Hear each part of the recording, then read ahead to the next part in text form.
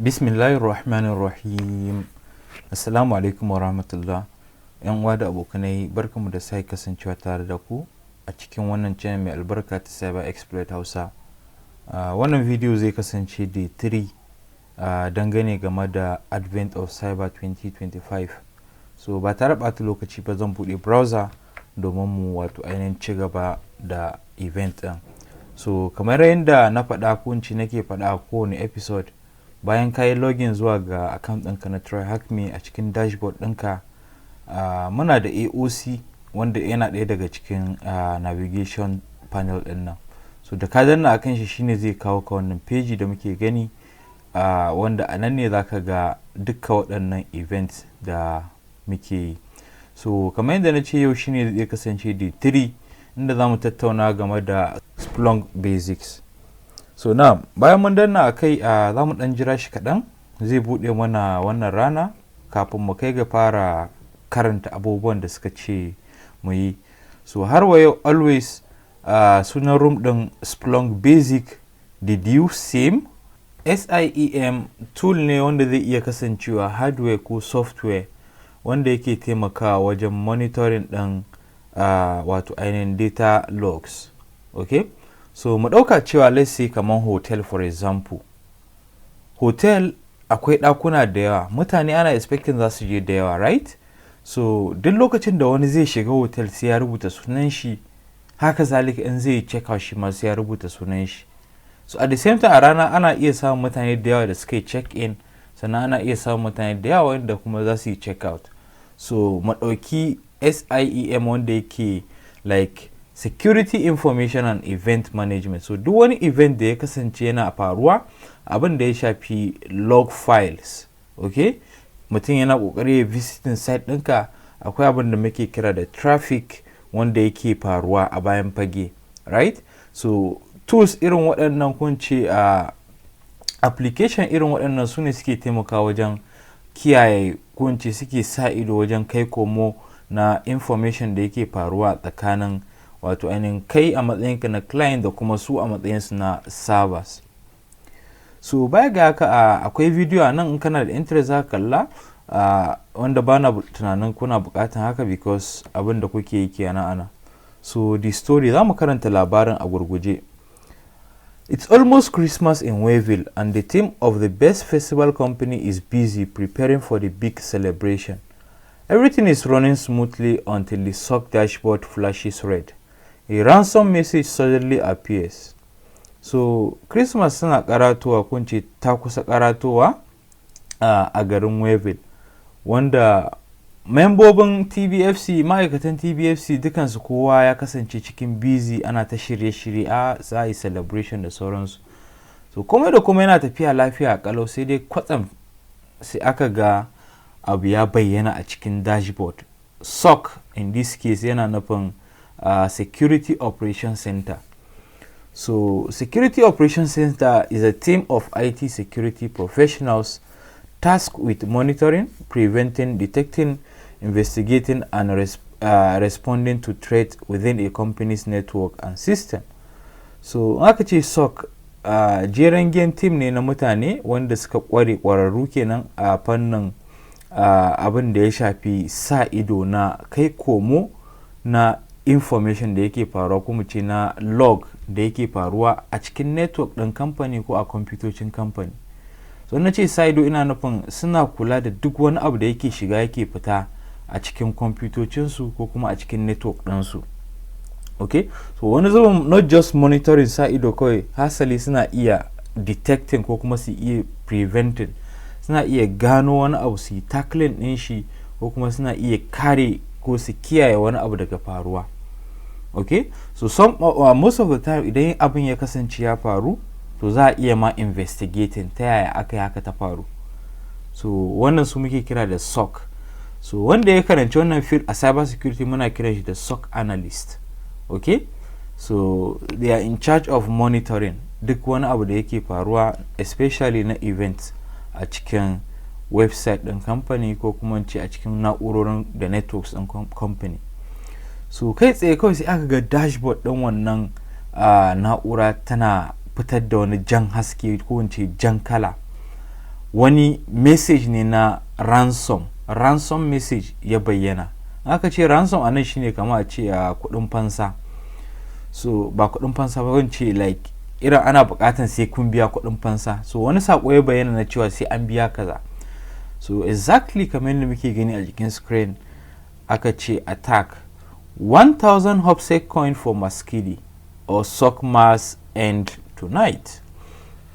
So wannan ransom message din da ya bayyana yana bayyana cewa an yi attacking na'urorin na'uran TBFC wanda ake bukatan sai an biya 1000 na coins ga hopsec. Okay, wanda hopsec kamar yana nuna cewa su suka yi kidnapping din maskidi. Don ba manta ba a baya mun karanta cewa an yi kidnapping maskidi, ba mu san inda take ba, right? Ta ban mana sako muka yi waɗansu abubuwa, muka gano abubuwan da ta bari, note ɗinta da sauransu. So wannan message yana ƙara nuna mana cewa wanda suke wannan abin suna da alaƙa da kidnapping ɗin maskidi, wanda hakan yana nuna cewa ko mu a biya wannan kuɗin fansan ko kuma babu celebration ɗin sockmas, wanda shine kama ce Christmas kenan. So za mu ci gaba da karanta bayanan. The message comes from King Malware. The message comes from King Malware, the jealous ruler of Hopsec Island, who is tired of being forgotten. He sent his bandit bunnies to attack TBFC system and turned Christmas into his new holiday, Ismas. With Maskidi missing and the network under attack, the TBFC SOC team will utilize Splunk to determine how the ransomware infiltrated the system and prevent King Malware's plan from being compromised before Christmas. So, like, kai tsaye wannan sako na ransomware ya fito ne, ko in ce sako ne kai tsaye daga King Malware. King Malware always shine wanda muka sani a matsayin threat actor, wanda yake ta bamu matsala tun daga rana ta farko, wanda ya kasance shine jagora mai kishin wani bangare da ake kira Hopsec Island. Wani island ne irin kama ce guri ne ko anguwa ce wadda ake kiranta da Hopsec. So shine jagoran wannan island din. So ya turo waɗannan ransomware din ne domin su yi attacking din na'urorin kamfanin TBFC, wanda TBFC mun sani cewa maskidi ita ce take kaman defender din wadda take kare wannan kamfani in this case. So amma tun da an yi kidnapping ɗinta, yanzu to gashi an yi attacking cewa sai an biya kuɗi kaza kafin a ci gaba da shirye-shiryen celebration na Christmas. So with maskidi missing and network under attack, duk da cewa maskidi like har yanzu ba a ganta ba, an kuma gashi yanzu an kawo hari zuwa ga network ɗin TBFC. So hakan ya saka ma'aikatan TBFC suka ware waɗansu SOC team ɗinsu, wanda na yi bayani akan SOC, na ce su ne in charge of monitoring duk wani abu da yake shiga yake fita, da kuma iya kare wannan abin, ko a iya gano shi, ko a iya bincikawa, wanda abin zai iya kasancewa mai hatsari ne ga kamfanin, a dakilar da shi, in maybe normal abu ne a kyale shi. So sai suka ware wannan team ɗin domin su yi amfani da wani tool da ake kira Splunk wajen determining ɗin yadda wannan ransomware ɗin ya keta zuwa ga kwamfutocinsu, wanda hakan zai saka su gano me King Malware ya tsara na bata musu wannan shagali da yake tunkaro su na Christmas. So ban sani ba ko wannan sakon ya tafi. So abin nufi anan shine maskidi bata nan, an kuma yanzu an kawo musu hari.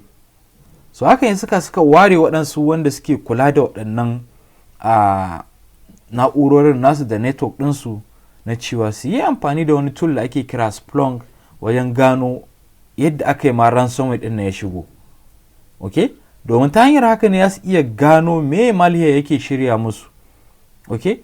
Wanda shi dama burin shi baya so a yi celebrating na Christmas a garin Webe. So key point na anan shine Splunk. Splunk is a platform for collecting, storing and analyzing machine data. Splunk wani wato ainihin application ne wanda zai iya kasancewa hardware ko kuma software wanda yake karbe ya ajiye da kuma nazartan bayanai. so na ce karbi ajiyewa da kuma nazari na bayanai muna nufin akan traffic log files data logs. It provides various tools for analyzing data including search, correlation and visualization. Splunk yana bayar da like dama na yin waɗansu abubuwa, especially abin da ya shafi nazartan bayanai, abin da ya shafi nemo bayanai da kuma wato ainihin tantance ko mu ce kamanta bayanai, a kamanta wannan bayanin da wancan, like me ya zo iri ɗaya ko me ya bambanta tsakaninsu, da kuma visualizing ɗin bayanai a ganshi in wato ainihin pictorial representation kaman flow chart haka, kaman charts haka, pie chart da sauransu.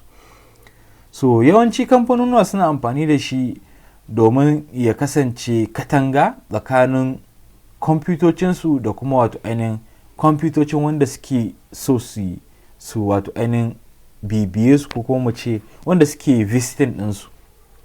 So abin nufi a nan shine misali kana da kamfani and kamfaninka is very well structured company, sai ka yi amfani da tool na Splunk, zai iya kasancewa hardware ko software, wajen monitoring da kuma karɓan duk wani bayani da yake kai komo a cikin wannan kamfanin naka. Ma'ana duk wani wanda yake visiting website ɗin kamfaninka kana iya identifying ɗinsa, kana iya ganin IP address ɗinsa, kana iya ganin daga wani location yake zuwa, sannan karfe nawa yake zuwa misali. Duk wannan tool na Splunk yana utilizing. So yawanci kamfanonuwa suna amfani da shi wajen monitoring ɗin log files. So learning objectives, abubuwan da ake so mu cimma kafin mu kai ga kammala wannan room. Ingest and interpret custom log data in Splunk. Za mu yi ƙoƙari mu ga cewa mun iya fahimtar waɗansu log data a cikin Splunk. Okay? Bai ma'ana waɗansu bayanai wanda ya nuna cewa mutane sun yi login ko kuma sun yi logout ko sun gabatar da search kaza a cikin wato ainihin Splunk. Create and supply custom field extractions. So za mu koyi yadda ake kirkira da kuma yadda ake applying ɗin waɗansu terminologies, waɗansu wato ainihin key terms wajen tantance waɗansu bayanai da muke so. So kamar a ce let's say kana da bayanai guda 1000, so akwai kuma wani specific abu da kake so ka nemo, ba zai yi a ce sai ka karanta wannan bayanan ɗaya bayan ɗaya sai ka karanta 1000. A'a, za ka iya amfani da waɗansu fields, waɗansu custom search operators domin ka extracting abin da kake so, ka searching wani abu da kake bukata. So zai za mu koya wannan. Sannan da abu na uku shine use search processing language SPL to filter and refine search result. Za mu yi amfani da SPL wajen tantancewa da kuma gano exact search result ɗin da muke bukata. Conduct an investigation within Splunk to uncover key insights. So za mu gabatar da wani bincike na musamman wato ainihin a tsakanin wannan tool na Splunk domin mu gano abubuwan da suka faru, me King Maliya yake nufi da mu, me yasa yake so ya dakilar da mu game da wannan event da yake tunkaro mu, ko in ce wannan shagali da yake tunkaro mu. So abin da muke bukata a wannan machine din, ba ma bukata a tag box, muna bukatan target machine, sannan akwai link da za a bamu. So just target machine da kuma link shine muke bukata domin mu kai ga wato ainihin kammala wannan room din. So za mu danna akan start VM wanda shine wannan start machine din. So muka danna akai kamar yadda muke gani, za mu jira minti 2 zuwa minti 3 kamar yadda suka bayani ana.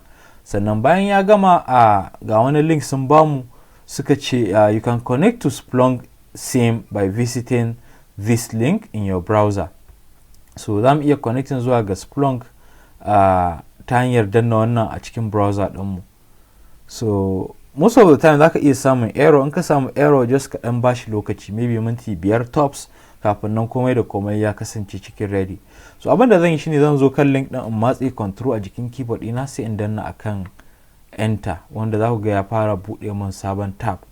So idan ya gama zai nuna mana Splunk ɗinmu wanda shine dashboard. So kai tsaye za mu danna akan check. Mun gama da wannan introductory part ɗin. Okay, so baya ga haka za mu je zuwa ga task na biyu, wanda shine asalin abin da za mu yi a wannan rana. A nan ne kalubalen yake, a nan ne za mu koya asalin yadda ake wato ainihin sa ido wajen searching, wajen filtering, wajen nemo waɗansu bayanai, especially bayanan da suka shafi log files. So mun samu 502 kamar yadda suka ce, su za mu ɗan ƙara jinkirtawa saboda sun ce yana iya ɗaukan minti 2 zuwa minti 3 kafin ya kai ga ya kasance cikin shiri. So at the same time za mu sake refresh, maybe it's now ready, har zuwa lokacin da zai gama. In ya gama zai nuna mana a nan title bar ɗinmu, sannan ga IP address muna gani 1080.164.220. So exploring the logs, rika alamu ya makawo saboda muna ganin login screen. In the Splunk instance, the data has been pre-ingested for us to investigate the incident. On the Splunk interface, click on Search and Reporting on the left panel as shown below. On the next page, type index equals to main in the search bar to show all ingested logs. Note that we will need to select all time as the time frame from the drop down on the right of the search bar. So after running the query, we will be presented with 2 separate data sets and have been pre-ingested into Splunk. We can verify this by clicking the source type field in the field list on the left of the page. The 2 data sets are as follows: web traffic, firewall. Web traffic, this data source contains events related to web connection to and from the web server. Firewall logs, these data sources contain the firewall logs showing the traffic allowed or blocked. The local IP assigned to the web server is 10.10.1.15. So duka wani abubuwan da suka ce mi sun ce a cikin dashboard na Splunk, bayan mun danna akai za mu je mu danna akan inda aka rubuta search and reporting, kana sai mu rubuta wani wato ainihin query wanda shine index equals to main a cikin search bar din, mu danna enter, sai mu je wajen date mu mai da shi ya koma all time. So baya ga haka zai dawo mana da wani result wanda a cikin field na data set ɗin result ɗin da ya dawo mana shi, mu danna akan source type. Bayan mu danna akan source type zai dawo mana da values kwaya biyu, web traffic da kuma firewall logs. So kai tsaye me yake faruwa a nan? Kafin da kai ga yin bayani abin da yake faruwa, akwai wani dan abu da na yi drafting especially game da wannan room na Splunk. So kamar da muke gani a cikin screen, wannan dan karamin diagram ne na yi domin mu fahimci me yake faruwa. Nan muna da users, okay, mutane, kai, ni, kowa da kowa wanda suke visiting website. So mu dauka cewa wannan web server din TBFC ne, so sai suka kasance sun saka firewall. Firewall in this case za ta iya kasancewa Splunk din ma'ana yake monitoring, za ta iya kasancewa independent firewall ne, hardware ko software. Sannan akwai database inda ake ajiye record na kamfanin. So a lokacin da mutane suke visiting web server din kamfanin TBFC, direct firewall din nan tana duba wannan IP address din shin yana cikin wani tsari da muka ce ai blocking wannan IP address din ko ka ayi. So akwai IP addresses din da generally ana blacklisting ɗinsu a cikin website. Maybe in kaga cewa IP address yana ta turo maka request, maybe yana kokarin ya hacking ɗinka, zaka iya blocking ɗin shi daga accessing ɗin web server ɗinka har sai ya canza IP address ko kuma ya canza device na visiting website ɗinka. Okay, so duka waɗannan kai komo yana ta faruwa, traffic muke kiran shi, web traffic. So ka buɗe ka yi browsing ya dawo maka da amsa, shi ma wancan yayi ya dawo mai da amsa. So mutum 1000 mutum 10,000 suna iya tura request at the same time, ya danganta da yanayin configuration na wannan. So amma idea din anan shine ina so mu fahimta cewa kowa yana kokari, kamar yanzu kana ka yi connect, ka buɗe Facebook account ɗinka, ba kai kaɗai ka buɗe account ɗinka a wannan lokacin ba, akwai mutane miliyoyi ko dubbannai wanda suke kokarin chatting a wannan lokacin da kai ma kake yi. So duka kuna communicating da web server ɗin Facebook ne, right? So sai kasance an samu mutum ɗaya ko mutane tsiraru wanda suke like su aim ɗinsu suna so su yi hacking ɗin web server ɗin TBFC in this case. Okay, so wannan IP address ɗin yanayin yadda yake turo request da yawa an san cewa wannan lallai ko yana kokarin ya brute forcing, ko kuma yana kokari ya turo da malware, ko kuma yana kokari ya yi abin da muke kira da denial of service ko distributed denial of service attack. okay, so sai ya kasance an yi blacklisting, an yi wato ainihin blocking wannan IP address din nashi, ba zai iya isa zuwa ga sawa din ba. Firewall din kai tsaye ta shata mai layi a nan. So abin da yake faruwa kenan. So wannan shine just dan karamin abin da zai nake so na nuna muna dangane game da abin da za mu karanta. So users suna kokari su connecting, suna samu amsa, suna connecting. So shi wannan king malware da yake tura request wanda is too much, maybe yana tura request shi kadai a madadin wajen mutum 10,000. So saboda is automated, like tool ne yake amfani da shi wajen brute forcing din ko kuma wajen kokari da yunkurin tura wannan malware din. So za mu koma zuwa ga Splunk dashboard domin mu ci gaba da gabatar da abin da suka ce. Bayan mun shigo dashboard din, mu danna akan search and reporting. So da zarar mun danna, abin da zai nuna muna gaba shine mu je wajen search bar, sai mu rubuta index equals to main. Okay, so gashi ya fito mana anan, ya ce enter search. So za mu rubuta index equals to main haka, sai in danna enter. An kai tsaye bai damar da wani abu, ya ce zero event, ba wani abu. To sai suka ce mu mai da wajen date din nan last 24 hours zuwa all time, dukkanin wani lokaci.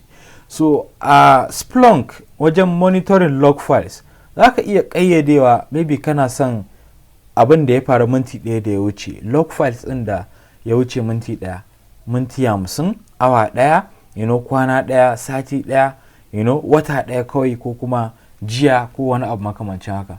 So all time kuma yana nufin tun daga sanda muka yi configuring wannan application na Splunk har zuwa yanzu.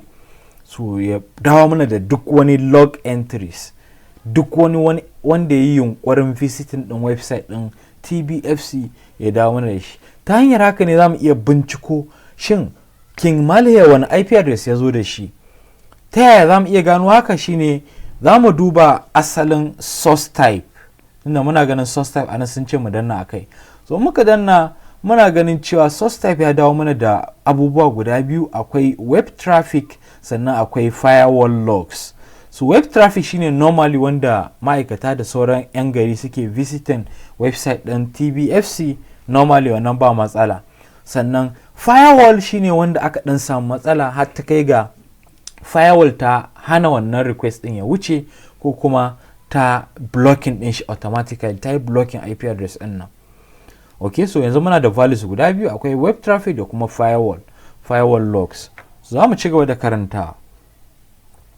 The two dataset are follows. So shi web traffic din is related to web connection to and through the website. Wannan web traffic shine abin da ya shafi kai komo da na sakonnin mutane da yake kai komo, right? Sannan firewall log shine firewall wanda yake showing traffic din da aka bari ko kuma aka yi blocking. Sannan ga IP address muna gani. So let's explore the logs and investigate the attack on our servers to identify the culprit. Za mu bincika zuwa ga wannan log files din domin mu gano like waye, wani IP address, wani device ne king malware ya amfani da shi. Initial triage. Start a basic search across the index using your custom source type web traffic using the following query. Search query equals to index, search query shine index equals to main, source type equals to web traffic. So za mu kwafi wannan search query din domin mu amfani da shi a nan wajen. So amma za mu iya implementing din shi direct, sai mu ce space, bayan mun ce index equals to main sai mu ce source wato ainihin type equals, za mu ce web underscore traffic. An sani ba ko kuna ganin rubutun nan da kyau. So source type equals web traffic. So gashi nan still ya dawo mana da about, can we see ta yaya za mu iya ganin nambobin abubuwan da ya dawo da shi, amma dai suna da yawa. So muka duba za mu ga akwai abubuwa, akwai user agent, akwai lokacin, akwai referrer, index, duka dai gasu nan, interested fields. So duka ga request din nan yana nuna mana da kuma wato ainihin muka sa ido a ta referrer din tbfc.thm da kuma user agent ɗin da aka yi amfani da shi. User agent na yi bayani a kan shi, muka ce yana nufin a nau'i na browser ɗin da aka yi amfani da ita. Akwai Chrome, akwai Firefox, akwai Safari da sauransu. So muna ganin /upload.php. So amma bari mu ci gaba da karanta me suka ce mai ba mun yi haka. Suka ce let's break down our result for a better understanding. Search query, time range, timeline, selected field, interesting field, event details, and field extraction. So I think it's high time that I'm skipping waɗansu abubuwa amma dai a gurguje. This query retrieves all events from the main index and oh my god, I can't read. This query retrieves all events from the main index that were tagged with the custom source type web traffic. This marks the beginning of the investigation. So wannan search query inda muke gani inda muka kai ga mun yi amfani da source type because web traffic yana nufin nau'i na search da muke so mu gabatar a cikin file ɗin main index. Okay, main ɗin mu shine kamar asalin log file ɗin gaba ɗayan shi. So already an riga da an saka muna log file ɗin a cikin tool na Splunk domin mu investigating a ciki, domin mu yi bincike a ciki. So time range, the time range is currently set to all time. In security analysis, this range will be tightened, e.g. to be spiked window after initial data loading. So time range shine yake nuna lokutan da maybe kake so ka nemo abubuwan da suka faru. Kamar yadda na yi bayani, akwai 30 second, 1 minute da ya wuce, 1 hour da ya wuce, kwana ɗaya da ya wuce, kwana biyu, wata ɗaya da ya wuce, sati ɗaya da ya wuce, duk zaka iya wato ainihin filtering based on that. Sannan akwai timeline. The visual histogram shows the distribution of 17,172 events over time. The graph indicates the successfully daily log volume followed by a distinctive traffic spike, a period of high activity, likely the attack window. So timeline ɗin yana nuna wani visual histogram. Histogram kaman chart ne wanda yake nuna abu graphically. Yanayin yadda abin ya yi sama ko ya yi ƙasa. Like idan misali ana attacking website, daga specific time ɗin da aka fara attacking zai dinga shigar da wannan entries ɗin da yawa. So wajen representation za mu ga cewa wajen ya fi yin sama sosai. So me hakan yake nufi shine idan muka duba mu ga wannan green abu shi ake kira da histogram. So lokacin da ya kasance daga nan kwana 20 da suka wuce akwai event na wato ainihin 2012 da suka faru, sannan na akwai 1637 ga sunan muna gani. So wayannan na tsakiyar sun dan fi nuna cewa ya fi maybe a lokacin da aka gabatar da wannan attack din, saboda lokacin da ake attack ana ta tura request ne zuwa ga browser. So abu na hudu shine selected field. These are the fields currently chosen to be displayed in the summary column of the event list. Host, source, source type. They represent basic metadata about the log file itself. So selected field waje ne da yake a nan ya nuna mana host, daga ina attack ɗin yake zuwa, wani IP address ne, wani nau'i ne, web traffic ne ko kuma firewall ne ta kamo wannan request ɗin. Okay, so sannan muna da interesting field. This pane lists all the fields that Splunk has automatically extracted or manually added. Field prefixed with hash, e.g. hash date hour, are automatically generated by Splunk times command. The presence of user agent paths and client IP confirms the successful passing of the web log structure. So interesting field yana nuna mana information kamar da client IP address ɗin da mutane suka yi visiting. Misali in muka danna a kai ga muna ganin IP address duk wani wanda ya visiting website ɗin TBFC da kuma sau nawa ya yi visiting. Kamar wannan 198.51.100.55 ya yi visiting so 7,876, a percentage kuma mu ce 45%, IP kwaya ɗaya. So sauran kuma duka muna gani wannan ya yi so uku, wannan so uku, wannan so biyu, aka da sauransu. so like wanda ya fi yawa shine yake nuna kamar daga attack din yana zuwa daga nan, so likely wannan zai iya kasancewa IP address din da King Mali yake yayi kokari har ya kutsa zuwa ga na'uran TBFC. So haka zalika muna da date hour kamar wanda suka fara da hash, Splunk ne kawai yake attaching din su ya bayar da su. Sannan muna da kamar index din shi ma ga yana domin muna gani tbfc.thm path, duka path din da aka yi kokari aka yi visiting gashi nan muna gani, har da kamar nan yayi kokari ya injecting SQL ne, so now we get to come to that inshallah. So event details and field extraction. This section shows the past details of single event with extracted field like user agent, path, status, client IP and more. So event details ne shine misali muka danna akan user agent, I think wannan shine event detail and field extraction din mu. Okay, all right, now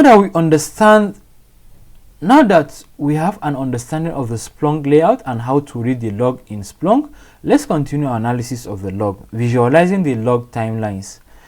Let's chart the total event count over time, grouped by day, to determine the number of events captured per day. This will help us in identifying the day that received an abnormal number of logs. Search query. So za mu yi kokari mu bincika mu amfani da waɗansu search terms domin mu wato ainihin narrowing down mu ga shin duka wannan event ɗin da suka faru muna so mu narrowing ɗinsu based on ranaku, based on yanayin aukuwansu. So ta haka ne za mu iya gano wani rana ne aka fi turo da event. Okay, so za mu yi haka ta hanyar amfani da wannan search query na index equals to main source type equals to web traffic, then sai mu amfani da pipe mu ce time chart, sai mu ba da space mu rubuta span, mu ba da space mu rubuta wannan id ne ko 1d, then count. I think za mu kwafa daga nan kawai sai mu paste din shi a cikin Splunk din, control v, sai mu je cikin Splunk wajen search, tunda muna da wancan initially zan ba da space sai mu danna control v da mu danna enter, and shi kuma za mu ga abin da zai dawo mana da shi. Okay, so wannan yayi narrowing din shi down into date, 1 ga watan 10, 2 ga wata, 3 ga wata har zuwa 20 ga wata, right? Sannan ga adadin abubuwan da suka faru a kowane rana. So in mun lura mu ga like bai mana sorting ɗinsu ba, amma akwai the highest one is 2267 shine yafi yawa, wanda shine rana ta 12 ga watan ranar rana 12 ga watan 10 2025 shine ranar da abin ya fi faruwa, right? So abin da yasa za mu yi noting din wannan down, I think za su iya tambaya mu a cikin tambayoyin maybe wani rana ne abin ya fi faruwa, log din ya fi aka gabatar da attack din, ko kuma traffic ya fi faruwa a cikin web server din. So za mu karanta, suka ce the above results are now showing the event log capture per day. This could be interesting as we can see some days getting a high number of logs. We can also click on visualization tab to examine the graph for better representation as shown below. So idan muka duba result din da wanda na riga da bayani akai a ranakun da suka dawo, ta hanyar haka za mu iya ganin wani rana ne ya fi samun high volume of logs lokacin da aka yi visiting website din da yawa.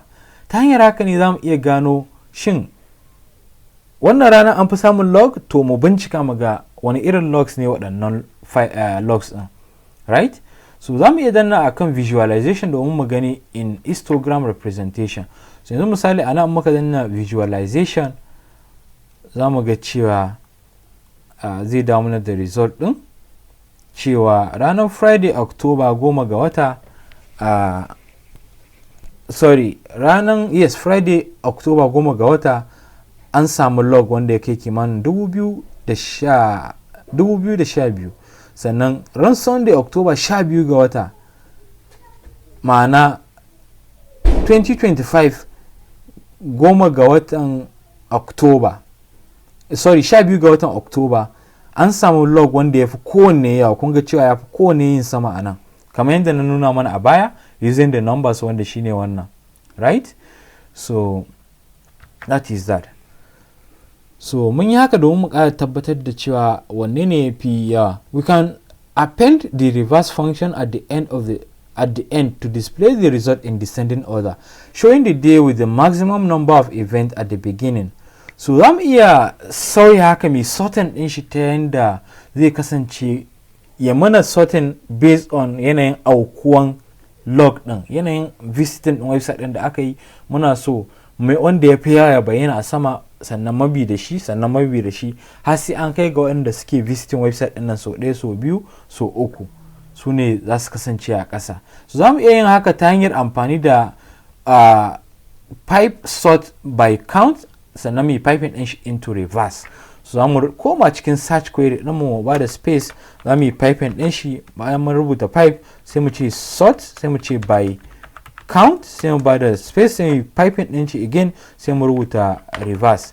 So za ku ga cewa yana mai da ni next line. Wannan it doesn't matter, ba sai ka yi shi a layi ɗaya ba. In ka danna enter wannan zai dawo maka da still result. Haka at the same time shi ma za ka iya mai da shi ya koma layi ɗaya. Misali in ka koma nan kamar yadda nake yi haka, sai ka ƙara danna back, yanzu ya koma layi ɗaya. Za ka iya danna search and the same result ne zai bayyana.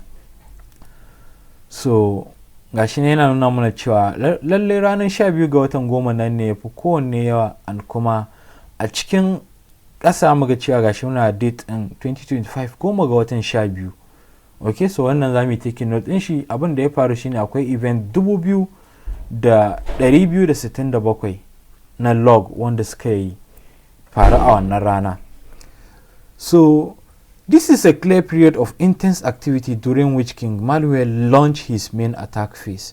So wannan ya nuna cewa lalle a wannan rana ta goma ga watan 12 King Malware a wannan ranar ne ya yi launching attack din shi na turo da wannan ransomware din. So anomaly detection, yadda za mu gano abin da like bai zama normal ba a cikin SOC dashboard ɗinmu, ko mu ce a cikin Splunk dashboard ɗinmu.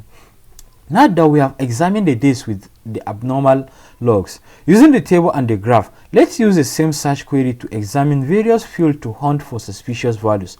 We need to go back to the event tab to continue. So yanzu da muka yi wannan, muka gano cewa lallai ga ranar da abin ya faru, to haka ya saka dole sai mun koma mun ƙara searching wani abu based on maybe user agent, browser din kenan da aka yi amfani da ita wajen visiting tbfc.thm domain.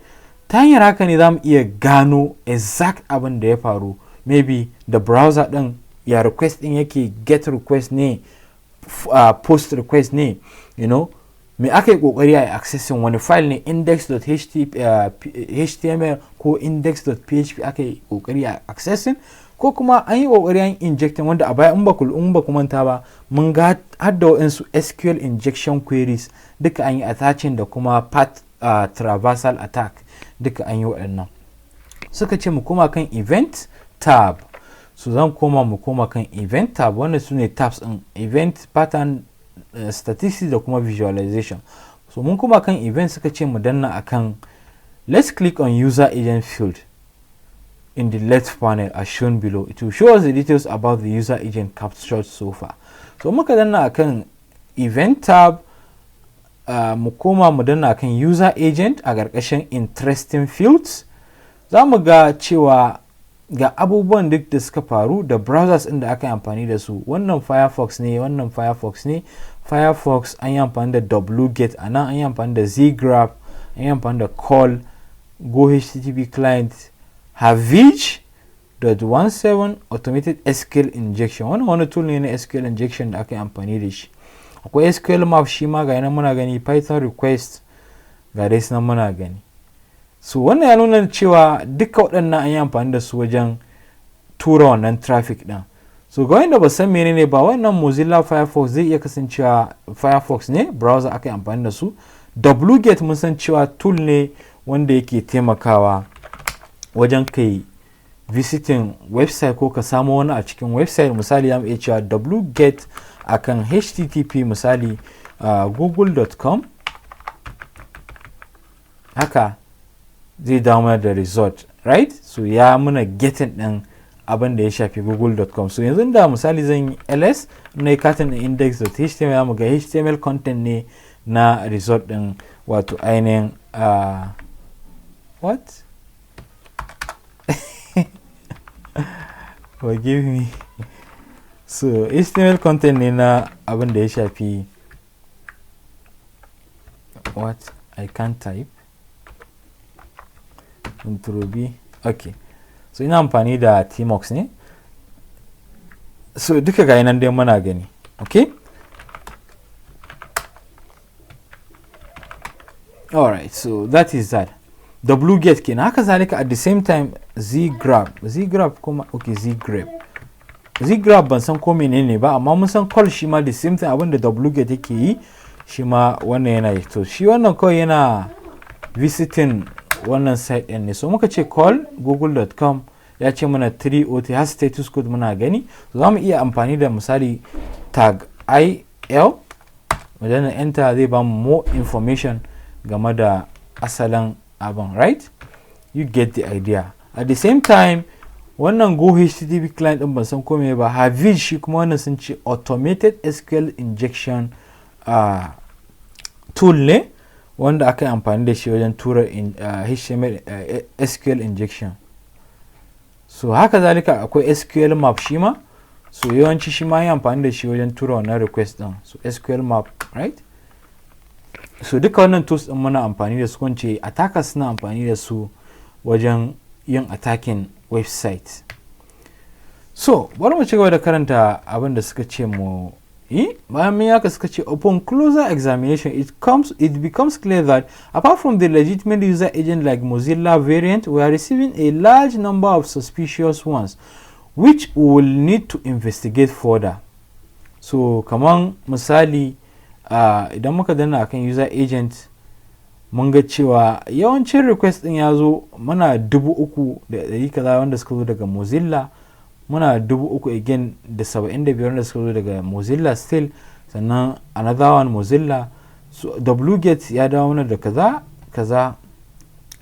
Havid din ya zo 993, Python web server 505, haka dai and the rest. So suka ce mu danna akan client IP. The second field we will examine is the client IP, which contains the IP address of the client accessing the web server. We can immediately see one particular IP address standing out, which we will investigate further. So idan muka danna akan client IP da ya fi tura request, wanda kamar na nuna a ɗazu misali in muka scrolling sama muka danna akan client IP, mun ga cewa IP na sama 198.51.100.55 ya tura request wajen 7,800 da wani abu, ya mafi shi ne wanda ya fi tura request sosai. So wannan is very very suspicious. So in a real world scenario in kana da company kaga wannan, to za ka yi blocking din shi, yana kokarin ya hacking ɗinka ne, because ya yi kokari ya yi visiting web server ɗinka so 7,000 tun daga farkon lokacin da ka yi configuring wannan, ko ce ya buɗe account misali a website ɗinka zuwa yanzu. So wannan is very very alerting. So path, the third field we will examine is path, which contain the URI. An aka ci URI yana nufin a uniform resource identifier being requested and accessed by the client IPs. The result shown below clearly indicates some attacks worth investigating. So za mu danna akan path misali, wanda zai nuna mana a cikin kowane domain, kowane link na browser. Misali in muka duba yanzu misali an na ce tryhackme.com/rooms, wanda shi muke kira da wato ainihin path a cikin URL.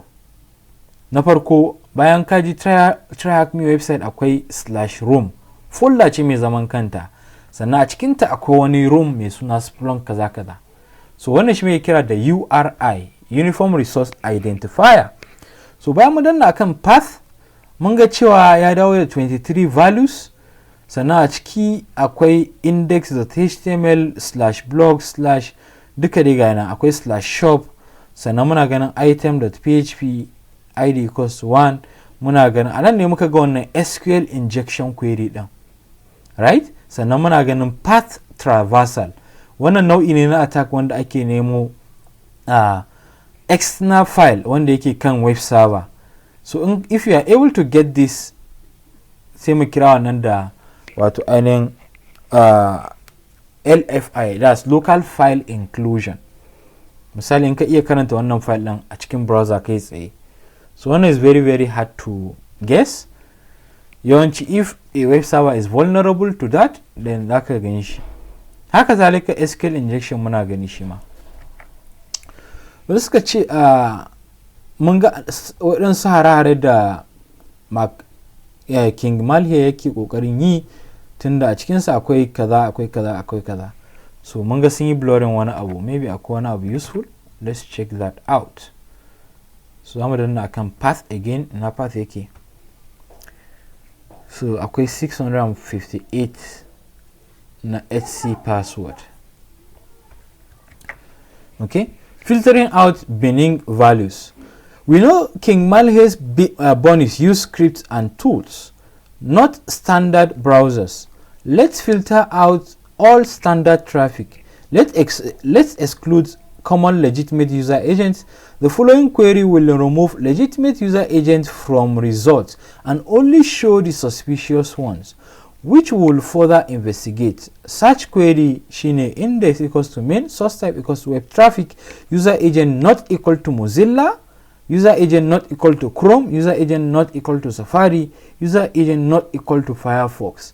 So duk da cewa mun ga wannan result ɗin da muka gani a cikin event ɗin nan gaba ɗaya, akwai abin da yake kai kana gani ka san akwai abin tuhuma a ciki, cewa wannan kai tsaye maybe yana zuwa ne daga King Malhiya.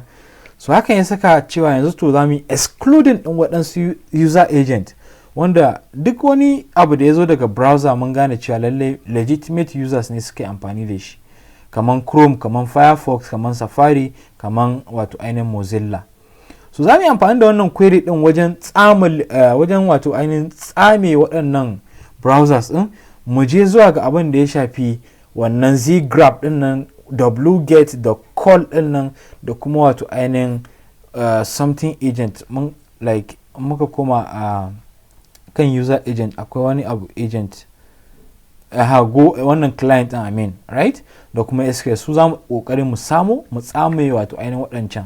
So za mu kokari mu kwafa wannan kai tsaye ba tare da mun rubuta shi ba, because rubuta shi zai iya ɗaukar lokaci, amma is good ka rubuta, saboda yanayin yadda ka rubuta yanayin yadda zai zauna a kanka. Wannan ba faɗina ba ne, faɗan ƙwararru ne. So za ka danna enter. To yanzu kun ga cewa mun cire abin da ya shafi Firefox da sauransu. Za mu scroll mu je zuwa ga user agent, mun ga cewa yanzu result 8 ne, babu Mozilla, babu Chrome, babu Firefox, babu Safari. Iya waɗannan abubuwan ya dawo mana da su, wanda su ne like more suspicious user agents.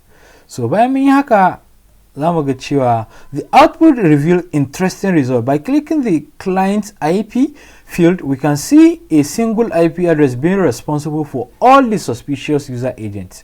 Let's note that down for further investigation and fill in the redacted portion of the upcoming queries with that IP.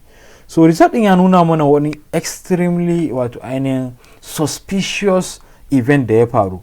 So amma ta yaya zamu gane haka shine mu danna akan client IP, wanda zamu ga duk wani request da ya zo daga wannan SQL map,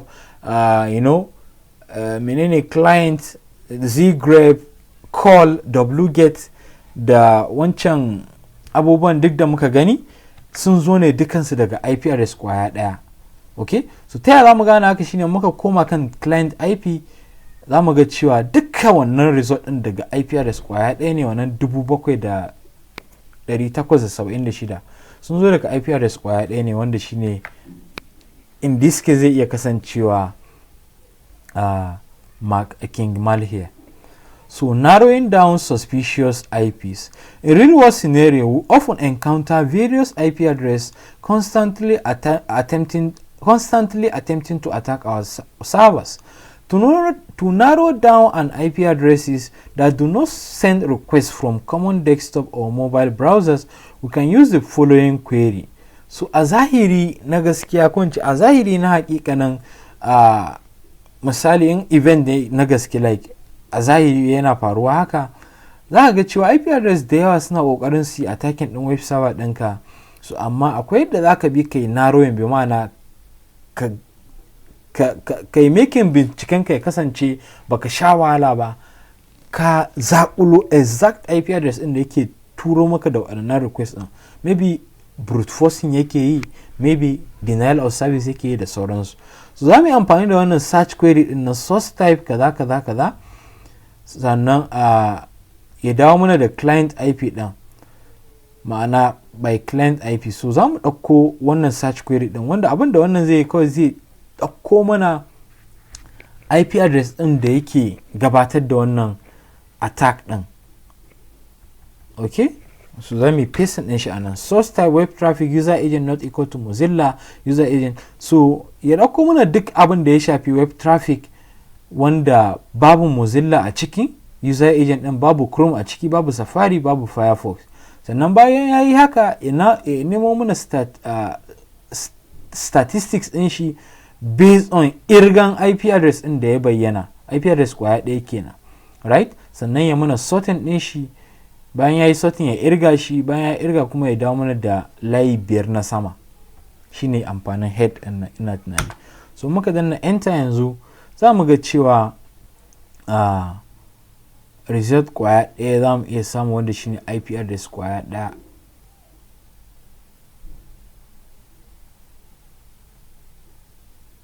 Alright, so kun ga yanzu IP address kwaya ɗaya muka gani. Okay, so wannan kenan. Should in case maybe baka iya gano, maybe in a zahiri ne IP address da yawa, ta yaya za ka iya narrowing, shine kai amfani da wannan query ɗin. Okay, so IP address ya dawo mana shi kwaya ɗaya, right? So za mu ci gaba. The result confirms the top IP used by bandit bunnies in search query. In the search query, the minus in the sort minus count part will sort the result by count in reverse order. Okay, so zai irga shi amma in reverse. Imana in ABCD ne, to zai fara mana da DCBA ne. It's the same as using the reverse function. Let's pick this IP address and filter out to see what the footprint of the activities captured. Tracing the attack chain. So za mu kokari mu amfani da wannan IP address din mu tracking duk wani abu da ya faru based on log analysis din da muke yi a yanzu. Tracing the attack chain, za mu kokari mu tracing din yaya abin ya faru, da me aka yi kokarin visiting. We'll now focus on the selected IP address to trace their steps chronologically. Confirming the use of multiple tools and payloads. Don't forget to replace redacted with the IP address we noted down. Reconnaissance, footprinting. So za mu kokari mu tracking duk wani abu da wannan IP address din ya gabatar. So amma suka ce kada mu manta a cikin query din nan da zamu rubuta wannan na ƙasa, wajen da aka rubuta redacted din nan za mu saka IP address din da muka gano. In this case IP address din 198.51, bari na rubuta shi a cikin note ina 198 saboda is good. Vim akan note misali.txt, bari na shigo da shi nan saboda mu danga gani. So za mu yi notin din down na IP address, right? 198, so 198.51.100.55 shine IP address din. So at the same time kan manta da date din nan, shine 2025, ranar da abin ya fi faruwa 10 ga wata which is October ga watan 12, right? Maybe shi ma su iya tambaya mu. Sannan result din ko in ce traffic din shine gaba daya 7,000 ga shi na ana 7,800 ko. So wannan da za su iya tambayan mu da 876. So za mu iya ajiye wannan saboda za su iya tambayan mu a cikin tambayoyin mu. So idan muka duba za mu amfani da wannan query din, okay, to ta hanyar haka ne za mu iya zakulo dukkanin abubuwan da ya yi. So zan kwafe shi sai mu koma cikin search field din mu paste din shi. So wajen da aka rubuta redacted sai mu rubuta wannan IP address din. Okay, so za mu goge redacted sai mu rubuta IP address 198.51.100.55, right? Sai mu danna search ko enter kawai. So misali zan danna enter kawai. So wannan zai yi kokari ya mana capturing dukkanin wani path da shi wannan IP address suka yi kokari su visiting, kamar misali .git/config php.php.env/php duk dai gas nan muna gani. So sannan kuma da user agent din zgraph ne, go http client ne, wget ne, call ne, duka gashi nan muna gani. Ba mu gana SQL map ba, amma dai na san ba a rasa shi a ciki. Okay, so duka ga abubuwan da suka yi kokari su visiting, yawanci php info git config da kuma .env. So bayan mun yi haka za mu scrolling ƙasa mu ci gaba da karanta. The result confirms that the attacker used low-level tools kaman call, wget, and was met with 404, 403, 401 status code.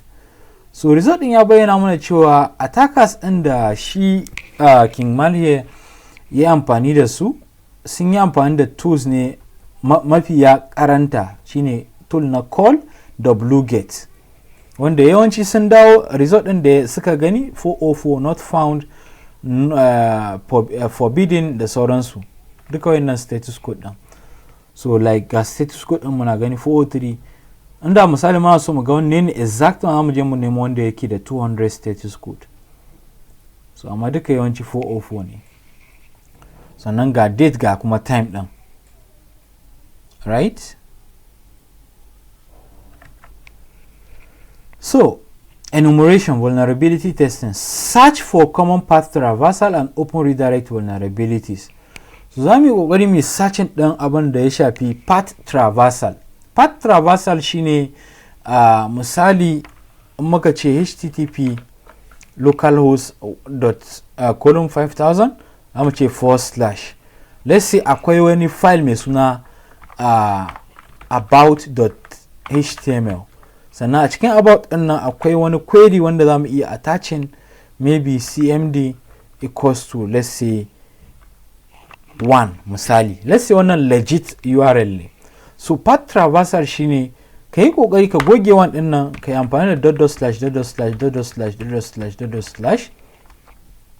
har sai ka gano wani file, misali hc passwd. So nau'i na wannan attack shi muna kiran shi da path traversal.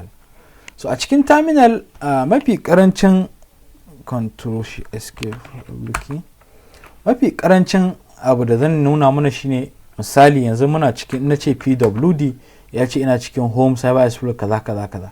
So yanzu idan ina so in koma zuwa ga zuwa ga let's say folder ta project, direct zan iya cewa cd ///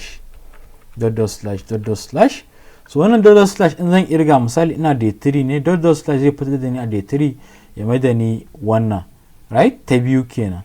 Ita ma zai fitar da ni ya koma wannan, zai fitar da ni ya koma wannan. So shine // kana ta koma baya har zuwa inda kake so. So mun da mu janna enter zai mai da mu like har zuwa desktop. Okay, so abin da path traversal yake yi kenan. So sun ce za mu investigating wannan, machine din mu ta kusa expire ta hanyar wannan query din. So zan copy wannan, za mu ce copy, za mu koma cikin search bar din mu a cikin dashboard din mu na Splunk, za mu pasting, sai mu pasting mu yi replacing IP address din mu, redirected IP din mu zuwa ga 198.51.100.55, sai mu danna enter, and wannan zai dawo mana da nau'i na wannan attack din da suka yi. So za mu koma mu ci gaba da karanta. So bayan mun yi haka suka ce ga result din da ya dawo mana da shi. The output shows the resources the attacker is trying to access. so wannan output din sakamakon na ya dawo mana da abubuwan da attacker din suke kokari su accessing su samu, ya nuna mana inda suke kokarin yin attacking. Let's update the search query to get the count of the resources requested by the attacker. This search query is filtering on the path that contain either ... or the term redirect in it, as shown below. This is done to look for footprint of path traversal attempt. 2. We need to update in the search query to escape the characters like this one. So za mu yi amfani da wannan abin da suke bayani akai shine sun yi yunkuri suna kokarin su accessing din waɗansu files a cikin web server din TBFC wanda suke amfani da ... to za mu yi kokari mu yi navigate mu narrowing search result mu ga shin lalle ina ne suke so su accessing su. za mu kafa wannan query din sannan a mi paste din shi anan, za mu control V din shi. Kawai abin da za mu canza anan shine za mu canza redirected IP mu rubuta shi 198.51.100. wato ainihin 55. Hit enter on that and zai dawo mana da statistics because we are requesting for the stats. Okay, so ya ce mana sun yi kokari sun je wani hc passwd sannan sun yi redirecting zuwa ga evil.site. so su ma duka ga yanan su 503 su 558. Quite interesting result. Reviews attempt to read system files, showing the attacker moved beyond simple scanning to active vulnerability testing. So wannan ya nuna mana cewa ba wai iya scanning suke ba, har sun kai ga fara testing vulnerability a cikin wannan website din na TBFC. SQL injection attack. Find automated SQL attack tool and its payload by using the query below. So za mu iya nemo SQL injection attack ta hanyar amfani da wannan search query din because mun ga SQL query a baya an ba ku manta ba. So za mu paste wannan sai mu canza mu rubuta IP address ɗinmu shine 198.51.100.55. hit enter on that, wanda hakan zai dawo mana da sakamakonmu. So kamar da muke gani yanzu gashi nan muna gani a wannan kaman table ne na SQL injection da suke kokari su injecting a cikin log din su kunci a cikin query nasu. So bayan mun haka, above result confirm the use of non-SQL injection and specific attack string like sleep 5. So waɗannan da muke gani sleep kaza and kaza duka wannan SQL queries ne wanda suke kokari. ID equals to 1 sleep 5 duka wannan SQL injection attack ne wanda suke kokarin gabatarwa. Exfiltration attempt. Search for attempts to download large sensitive file backup logs. We can use the query below. Idan muna so mu ga shin sun yi kokari su accessing wani backup files wanda yake kan wannan server din ko kuma wani sensitive files da suke da muhimmanci, za mu iya amfani da wannan query din domin mu gano haka. Za mu kofa query din kana mu koma can sama mu pasting abinda kawai za mu canza a nan also shine IP. So abin da ya sa muke yawan amfani da IP address saboda mun gano cewa duk wani hari da suka kawo mana daga wannan IP address din ne, don haka za mu ta amfani da IP address wajen narrowing search din mu down. So at the same time suka ce the result indicate the attacker was exfiltrating large chunk of compressed log files using the tool like call, zgrab and more. We can confirm the details about this connection in the firewall logs. So wannan ya nuna cewa lallai sun yi kokarin accessing logs.tar.gzip compressed files ne da sauransu ta hanyar amfani da wget, call da go http client din nan using zgrab da sauransu. So za mu iya gano haka ta hanyar amfani da firewall kada ku manta katanga karfe ce da take hana attack din ya faru. So don haka dukkanin wannan abubuwan da suke za mu iya tantancewa a cikin firewall. So ransomware staging and remote code execution. So za mu ga yadda suke staging din ransomware din su suka kai ga sun executing code a cikin web server din mu. requesting for sensitive archive like logs.tar.gz and config indicate the attacker is gathering data for double extortion. In the logs, we identify some requests related to bunny logs and shell.php. Let's use the following queries to see what those search queries are about. So mun ga cewa sun yi kokarin accessing wannan file din wanda da dukkan alamu sun kai ga yin nasara, wanda har ya kai ga cewa excuse me, ba iyaka wannan files din suka samu access da shi ba, har sun kai ga dora wani shell.php script nasu. Za mu iya gana haka ko mu ga exactly abin da suka yi bayan sun dora wannan ta hanyar amfani da wannan query din. Za mu kafa query din, still za mu koma mai copy paste, sai mu wato ainihin goge redactor, mu rubuta IP address ɗinmu 198.51.100.55, hit enter on that. Kafin ya dawo mana da result za mu koma mu ci gaba da karanta saboda machine ɗinmu ta kusa yin expire. I think muna da minti 7 ne ya rage. Okay, so now above result clearly confirm a successful web shell.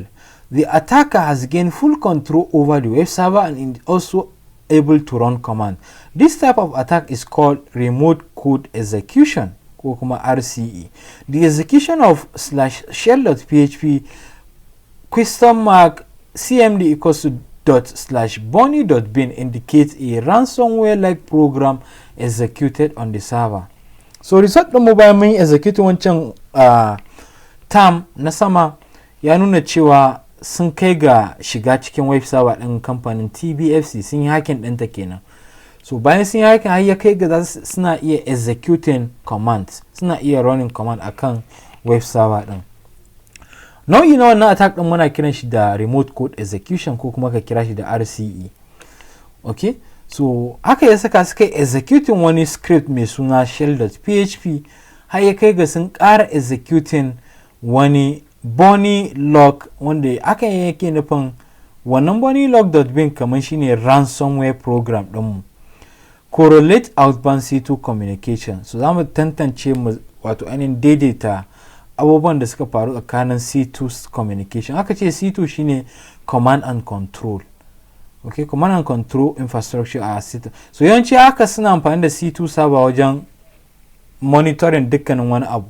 Za su iya attacking computer 1000. So C2 server ita ce ta ba su full access zuwa ga wannan computocin, su iya controlling din su, suna so su controlling computer guda daya cikin 1000 nan, sun san inda take, su je zuwa gare ta kai tsaye su yi controlling ɗinta. So abin da C2 yake yi kenan. Muna da C2s daban-daban irin su Havoc, irin su Silver C2, irin su wato ainihin VLAN da sauransu. So we pivot the search to firewall logs using compromised server IP 10.10.115 as a source IP and the attacker IP as a destination IP. So za mu kokari mu accessing firewall logs saboda in ba ku manta ba, firewall dole ta hana su yin waɗansu abubuwa, dole ta hana su a farkon lokacin da suke gabatar da attack ɗin kafin su kai ga yin nasara. So don haka za mu yi amfani da IP address ɗinmu wanda shine na TBFC server da a matsayin source IP da kuma IP address ɗin attacker wanda muka samu a matsayin destination IP. So za mu yi amfani da wannan query ɗin don kofe shi, Ctrl+C, sannan mu koma cikin search bar ɗinmu kana mai pasting. So za mu canza abu biyu a nan. Destination IP shine a 198.51.100.55, right? Wannan ina tunanin haka yake. Sannan and source IP ɗin shine 10.10.5, right? Gashi na sun samu automatically. So za mu danna enter kawai a nan. Sannan bari mu ci gaba da karanta. Suka ce the query proves the server immediately established an outbound connection to the attacker C2 IP on the suspicious destination port. The action equals allow, and the reason C2 contact field confirmed the malware communication channel was active. so hakan ya dawo mana da cewa lalle sun yi establishing connection tsakanin server din TBFC da kuma waccan command and control ta wadda su suke amfani da ita, wadda King Male da makarabansa suke amfani da ita. Volume of data exfiltrated, we can also run, so amma bari mu ga result din da ya dawo da shi. Okay, so mun ga allowed daga wannan IP din zuwa wannan IP din, ma'ana daga server din mu zuwa wannan, ga kuma reason C2 contact muna ta gani da sauransu. So you can also use the sum function to calculate the sum of the byte transferred using the byte transfer field as shown below. So let's quickly do that. Due to time din mu ya kusa karewa, I think it's high time mu gaggauta yin wannan, da cewa muna koyan abubuwa daban-daban. So kun ga yadda muke kokarin amfani da Splunk wajen samu wannan 8.51.100.55, hit enter on that. So za mu ga wannan based on time ne wannan, right? Because sorry, based on bytes, yanayin girma. So mun ga cewa akwai byte, girman data din shi ne 126. Wannan za mu kwafi shi saboda zai iya kasancewa abu mai mahimmanci, so mu ce vi akan note din mu. Zan rubuta shi a cikin note ina, duk da na san ba kwa gani ina ɗayan screen ɗina ne, so zan yi paste. Za su iya tambayar mu abu akan haka, so don haka za mu yi taking note ɗin shi. So bayan haka, conclusion, identity found, intrusion vector, reconnaissance, exploitation. So tun daga gano attacker ɗin, muka gano IP address ɗinsu, muka gano hanyoyin da suka bi, wani irin vector ne, in this case web traffic kenan, muka gano yanayin binciken da suka yi na gano /config/.env php info din nan, da gano sun yi amfani da SQL map wajen amfani da queries na SQL injection kamar sleep, duk dan su samu nasara zuwa ga hacking din mu, har ta kai ga sun samu nasaran suka yi executing payload ɗinsu na wancan ransomware din bonylog.bin. Sannan a ta C2 ɗinsu muka tabbatar da cewa akwai ta hanyar amfani da firewall logs ɗin nan, wanda ya gano mana source IP da kuma mai yawa na IP address ɗin TBFC ya yi connecting zuwa gare su. So wannan ya nuna mana cewa lallai Splunk ya taka rawa kwarai da gaske wajen ganin cewa mun iya, bari mu ɗan ƙara 1 hour mu gani, za mu iya ƙara awa ɗaya. Ok, so mun ƙara awa, ina ta sauri cut time ɗin ya ƙure. Okay, so wannan ya ƙara nuna mana cewa lallai Splunk ya taka rawa especially wajen gano dukkanin abubuwan da suke faruwa. So idan kana da website za ka iya amfani da Splunk, especially in website ɗinka ya kasance dynamic website ne na mutane da yawa, za a iya login, za a iya log out, ma'aikata, clients da sauransu. It's good za ka iya amfani da Splunk. Akwai, ina tunanin free version ɗin shi wanda za ka yi amfani da shi wajen monitoring duk wani abu da yake kai komo a cikin website ɗinka. Ta hanyar haka za ka iya narrowing ɗin abubuwa down, kamar wa'innan abubuwan da muka yi a yanzu, muka gano tun daga kan binciken ma web traffic da kuma firewall traffic, abin da normally muka gani ya shiga cikin kwamfutar mu, sannan abin da firewall take tunani ko take zargin wannan yana da matsala, ya kamata mu daƙilar da wannan communication ɗin ko kuma mu hana wannan communication ɗin zuwa ga aukuwa. So Splunk yana taka rawa ƙwarai da gaske.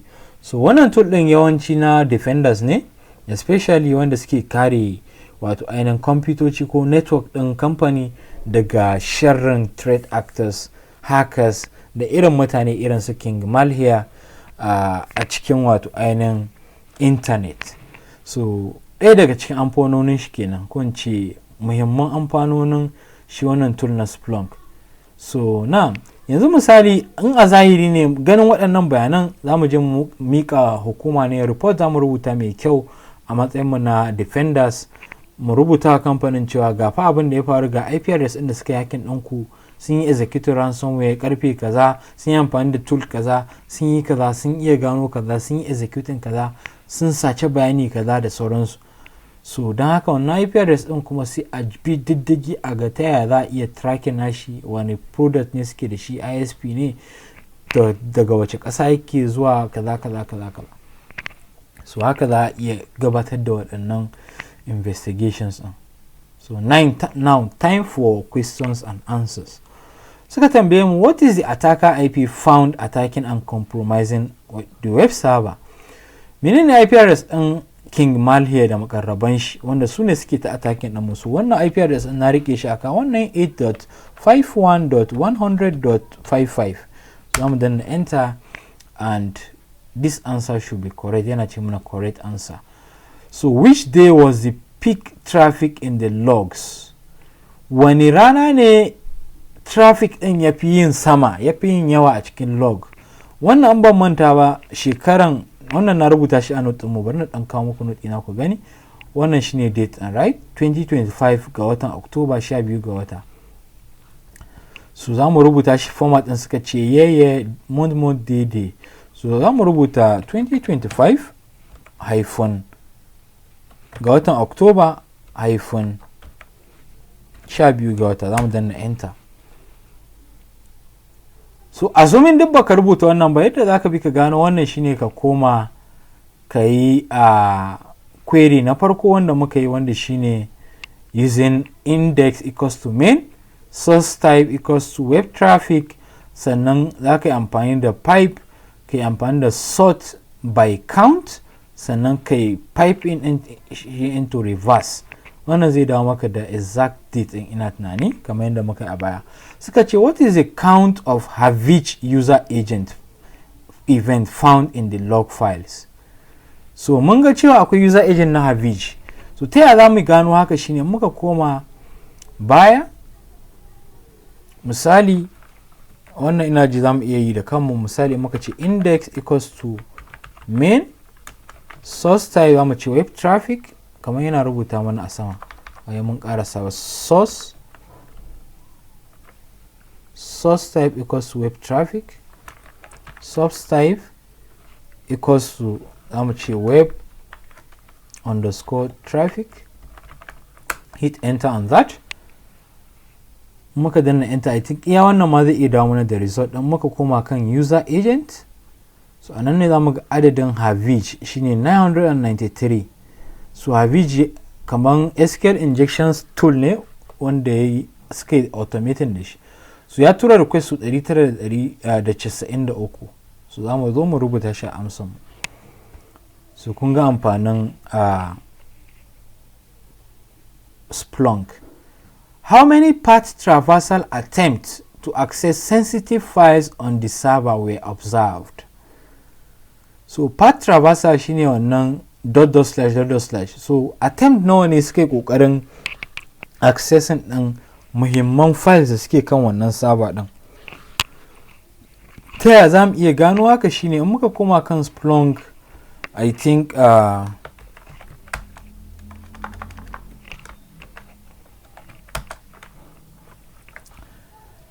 za mu koma kan search query ɗinmu Ctrl Z, bayan web traffic I think za mu iya amfani da, ina ji command na ƙarshe za mu yi amfani da shi shine source type.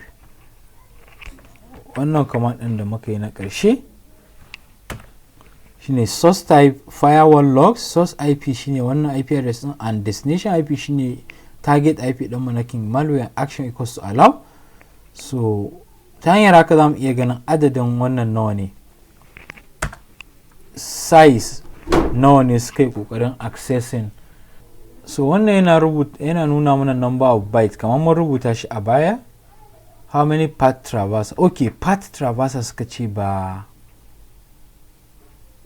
wannan ba. So bari mu koma dan sama kaɗan. Path traversal.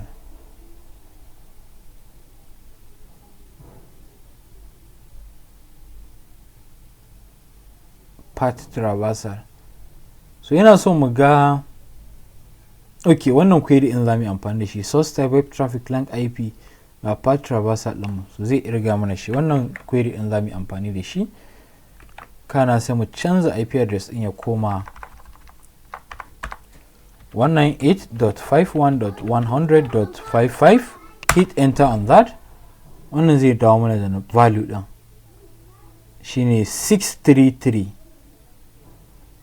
sorry 658 ɗaya daga cikin biyun nan dai. So let's try 658 magani.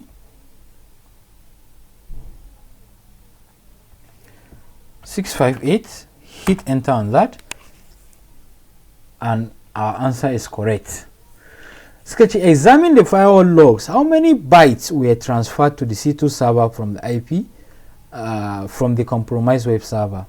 Wannan na rubuta shi a cikin note ina an ba ku manta ba. So in muka yi VI akan notes, wannan shine 12,000 mu rubuta shi. Right? Controls what?